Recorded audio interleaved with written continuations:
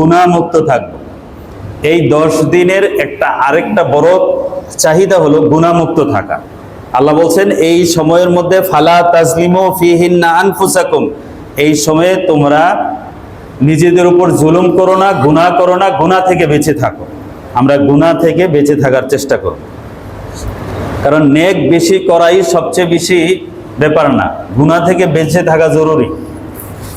কারণ নেক বেশির হিসাব হবে না, ওজন হবে।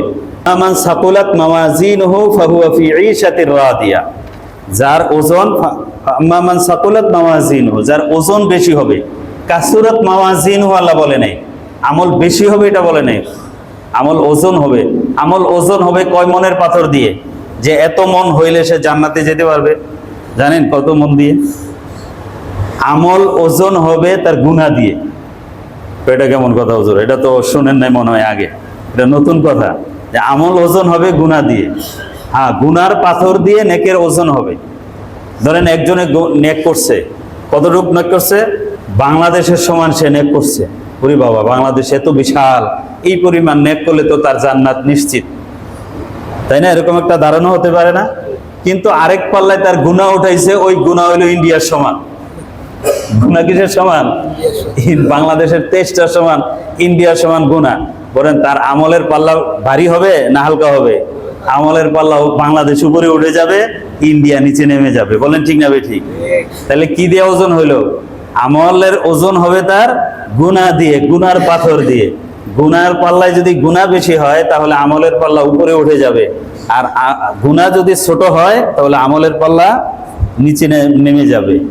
আম্মা মান সাকুলাত মাওয়াজিনহু, যার কি ওজন, আমলের ওজন যার বেশি হবে, ফাহুয়া ফি ঈশাতির রাদিয়া, সে থাকবে জান্নাতের সুখের মধ্যে।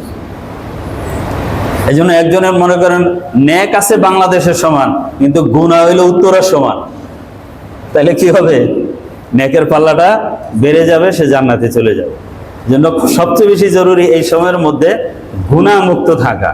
এই 10 দিনে আমরা কোনো গুনাহ করব না। মোবাইলের গুনাহ, গোপন গুনাহ, হারাম খাওয়ার গুনাহ, অন্য যেই গুনার মধ্যে লিপ্ত আছি সেই গুনাহ থেকে বেঁচে থাকার চেষ্টা করব। এটা হলো এই 10 দিনের সবচেয়ে গুরুত্বপূর্ণ জিনিস।